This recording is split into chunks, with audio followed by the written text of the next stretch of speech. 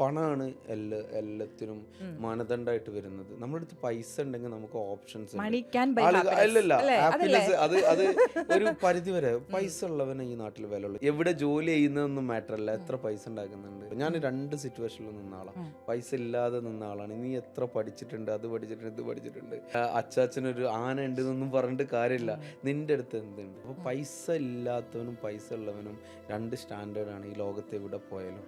അതിന് എത്ര ഇല്ല എന്ന് പറഞ്ഞാലും അതാണ് അതിൻ്റെ ശരി. പക്ഷെ ഒരു കാര്യമുണ്ട്, നമ്മൾ ക്യാഷ് അത് എല്ലായിടത്തും പറയുന്നതാണ്.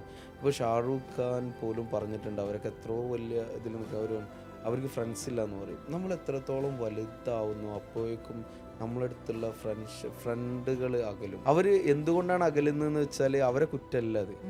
അവർ വിചാരിക്കും ഇവൻ്റെ ലെവല് മാറി, നമ്മൾ പോകുന്ന സ്ഥലങ്ങൾ, നമ്മൾ കാണുന്ന ആളുകൾ എല്ലാം വലിയ വലിയ ആളുകളല്ല, അപ്പോൾ അവർക്ക് ഇവൻ്റെ ഇടയിൽ നമ്മൾ നിൽക്കുന്നത് ശരിയല്ലല്ലോ എന്ന് വെച്ചിട്ട് അവരിങ്ങനെ ഒഴിഞ്ഞു മാറും. ആ ഫ്രണ്ട്ഷിപ്പ് നമുക്കിങ്ങനെ നഷ്ടപ്പെട്ടുകൊണ്ടിരിക്കും. അത് സത്യസന്ധമായിട്ടുള്ള കാര്യമാണ്. കുറേ പേര് അല്ല എന്ന് പറഞ്ഞാലും നമ്മൾക്കത് കൂടുതൽ നമ്മൾ എത്രത്തോളം വളരുന്നുവോ അത്രത്തോളം നമ്മളൊരു ഒറ്റപ്പെട്ട ഫീലിലേക്ക് പോകും.